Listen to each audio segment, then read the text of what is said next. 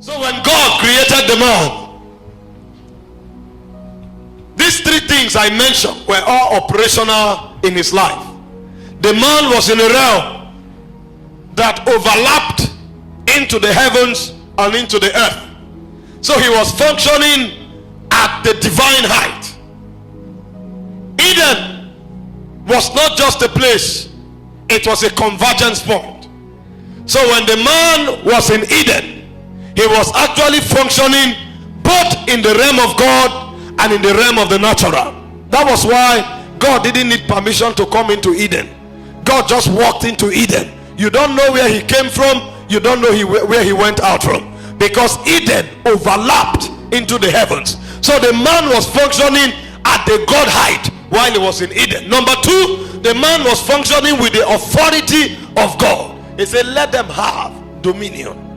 So the authority that God walked with was the same authority that God gave to the man. That's why God was in the business of naming. The man continued the business of naming, because the Bible said God called the woman Eve. The man woke up and called her Eve. They were functioning at the same frequency of authority. One, because they were in the same realm. Number two, they were operating the same authority. And number three, the man sustained the image of God. So he had the stature of God. Let us make man in our own image, after our likeness. So when you looked at God and looked at the man, they were identical. He had the nature of God, he had the authority of God, and he had the realm of God. So Adam was the only man before the coming of Jesus Christ that functioned at the realm of God, at the authority of God, and carrying the nature of God. So he was a man functioning in an ascended reality. But something happened when he fell. Man began to experience another realm, a realm that was not the realm of God. He descended from that realm. Number two, man took upon himself another nature. So in John chapter 8 verse 44, he said, you are of your father the devil, the lust of your father shall ye do. So suddenly the man did no longer look like God. The man began to look like another spirit. So he did not only descend from the realm of God, he took upon himself the nature of another spirit. So he began to pursue the lust of that spirit. And number three, the authority that the man had, he lost it. Suddenly, the lions that the man could play with began to hunt the man. The man naturally could call the lion and say, your name is lion, your name is tiger, your name is deer, your name is antelope. But suddenly the lion sees the man and devours him, and if he doesn't run for his life, he's finished. So authority is not just to gather people and instruct them. Authority is the ability to rule creation. So the power to rule creation, he lost it. Creation began to rebel against him. He found himself in another world entirely.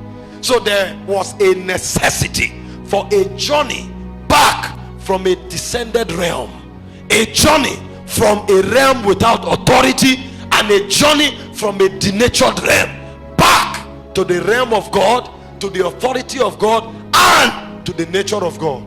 And I tell you this morning, we are all at different levels in that journey.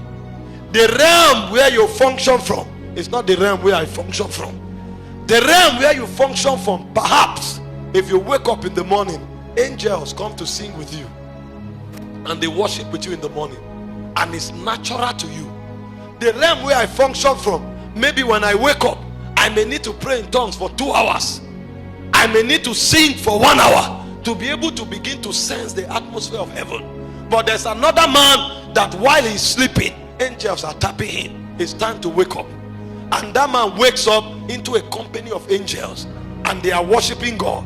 And when he's about to sleep, he will tell the angels, please wait, I need to rest. I am human, you are angel. Meanwhile, somebody else is in another realm, praying and hoping that angelic ministry will support him. Another person has too much of angelic ministry that he needs to excuse them to rest. So we are in different realms. While somebody else is laboring with flyers, sponsoring posts in order to have publicity, another person just stands up and say, on the 1st of October we'll have a program, and instantly angels go to work. Instantly He just makes an announcement and 10,000 angels are deployed and the whole city will gather there. Meanwhile, another preacher preaching the same Jesus Christ, we have 20 posters, 30 billboards. The hall will still not be packed because we are functioning from different realms. We have different authorities and we have different identities in the spirit. Make no mistakes about it. Men are not the same. We are in different cadres in the spirit. And if you understand what I want to teach this morning, you will consciously begin to shift in your migration as you live on earth. There are many people in business today who have borrowed money and keep borrowing to survive. So they borrow from A, and when A calls them for their payment, they borrow from B to settle A. And when B comes, they borrow from C to settle B. And when C comes, they borrow from D to settle C. So they are living from borrowing to borrowing until they become servants. Yet there are other people, as they wake up in the morning, their battery have run down. Why? Because of alerts.